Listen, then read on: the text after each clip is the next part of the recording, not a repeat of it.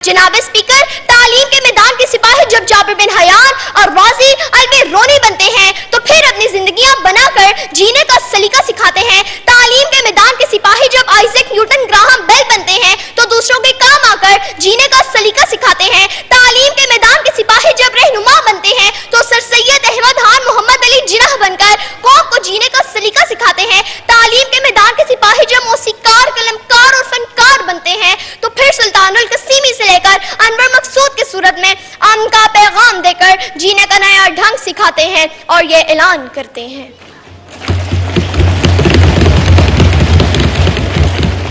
جناب اسپیکر، تاریخ گواہ ہے کہ آگ کی پرستش کرنے والوں نے آگ کو اپنے قابو میں لے لیا، اور پھر کیا تھا؟ اوپر دیکھا آسمان نظر آیا، آسمان میں چاند نظر آیا، چاند میں انسان نظر آیا، پوچھا ماجرا کیا ہے؟ جواب ملا انسانی ترقی ہوئی ہے۔ آپ کیا نہیں صاحبہ، سیماب کیانی؟ میرا نام سیماب کیانی ہے اور میرا تعلق اسلام آباد ماڈل کالج برائے طالبات اسلام آباد سے ہے۔ جناب اسپیکر، معزز اساتذہ کرام اور طالب علم ساتھیوں، السلام علیکم۔ آج مجھے جس موضوع پر لب کشائی کا موقع ملا ہے وہ ہے چائلڈ رائٹس۔ اگر بچوں کے بنیادی حقوق کے بارے میں بات کی جائے تو بچوں کا سب سے پہلا اور بنیادی حق تعلیم ہے۔ جی ہاں، تعلیم ہی ہے جو انسان کو انسان بناتی ہے، تعلیم ہی ہے جس کی اہمیت سے کون واقف نہیں، اور یہ تعلیم دینی اور دنیاوی دونوں طرح کی تعلیم ہے۔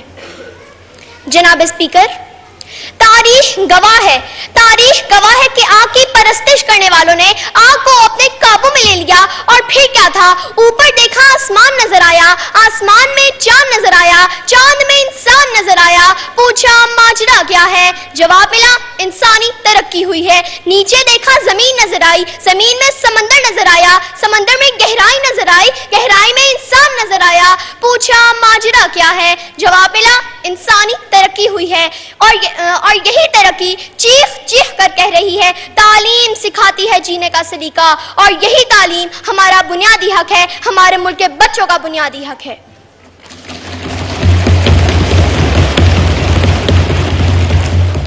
جناب اسپیکر، قانون نافذ کرنے والے اداروں نے نو یور رائٹس کے نام سے ایک کتاب پبلش کی ہے جس میں صاف صاف لکھا ہے کہ ایز اے پاکستانی سٹیزن بچوں کا پیدائش کے ساتھ ہی ان کا پہلا اور بنیادی حق تعلیم ہے، اور ہمارا آئین پاکستان آرٹیکل 25A کے تحت ضمانت دیتا ہے کہ پاکستان کے ہر بچے کو 16 سال کی عمر تک مفت تعلیم دی جائے گی۔ مگر اس کے باوجود فگرز کے مطابق بہت افسوس سے کہنا پڑتا ہے کہ پاکستان میں ابھی بھی 2 کروڑ بچے اسکولوں سے باہر ہیں، اور اس بارے میں حکومت کو اقدامات کرنے کی ضرورت ہے۔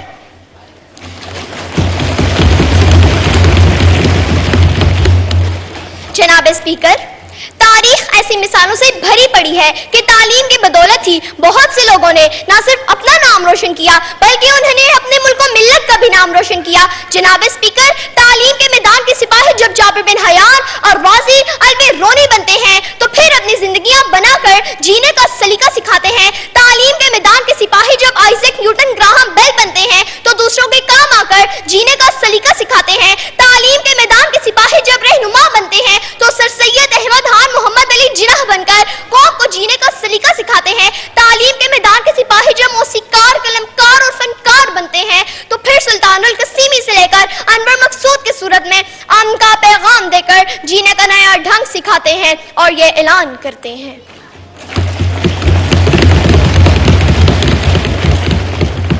علم نے خونے رگے جا دیا اور نہ مرا، علم نے زہر کا پیمانہ پیا اور نہ مرا، علم سکرات کی آواز ہے عیسیٰ کا لہو، علم سے یارا ہو گہوارا ہو انجام و نمو، علم بیٹے کی نئی قبر پر ماں کے آنسو، علم عباس علمدار کے زخمی بازو، کعبہ و قوسین کو یہی سر کرتا ہے، ایک لمحے میں صدیوں کا سفر کرتا ہے، علم طالب کو طلبتے ہی صلا دیتا ہے، اور جہل انسان کو ابو جہل بنا دیتا ہے۔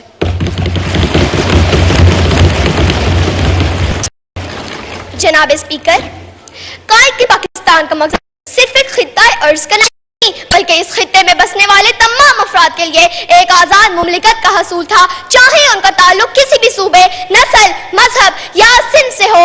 قائد کے پاکستان کا مقصد اس خطہ ارض کے لوگوں کو اسلام کے اصولوں کے مطابق آزادی کے ساتھ اپنی زندگی گزارنے کا موقع فراہم کرنا تھا، جہاں مسلمان اپنی تہذیب و تمدن کو زندہ رکھ سکیں اور جہاں اسلامی تشخص کا تحفظ کیا جا سکے۔ اور قائد کے پاکستان کا مقصد تبھی پورا ہو سکے گا جب پاکستان کا ہر بچہ پڑھ لکھ کر اپنے پاؤں پر کھڑا ہو جائے گا، اور ایسا تبھی ممکن ہوگا جب اس کو اس کا بنیادی حق دیا جائے گا۔ تعلیم کی بدولت ہی ہر بچے کو یہ پتہ چل سکے گا کہ اس کی کوئی منزل ہے، کوئی نظریہ ہے، کوئی نصب العین ہے، کوئی مقصد حیات ہے۔ جناب اسپیکر، میں اپنی تقریر کا اختتام اس دعا کے ساتھ کرتی ہوں کہ اے میرے اللہ، ہمارے ملک کے بچوں کے دلوں میں بھی ایسا ہی نصب العین اور ایسا ہی مقصد حیات کا جذبہ ڈال دے کہ ہر بچہ ہماری ملت کے مقدر کا ستارہ بن جائے۔ اقبال نے کیا خوب کہا ہے، کوئی قابل ہو تو ہم شان کئی دیتے ہیں، کوئی قابل ہو تو ہم شان کئی دیتے ہیں، ڈھونڈنے والوں کو دنیا بھی نہیں دیتے ہیں۔ شکریہ۔ شکریہ۔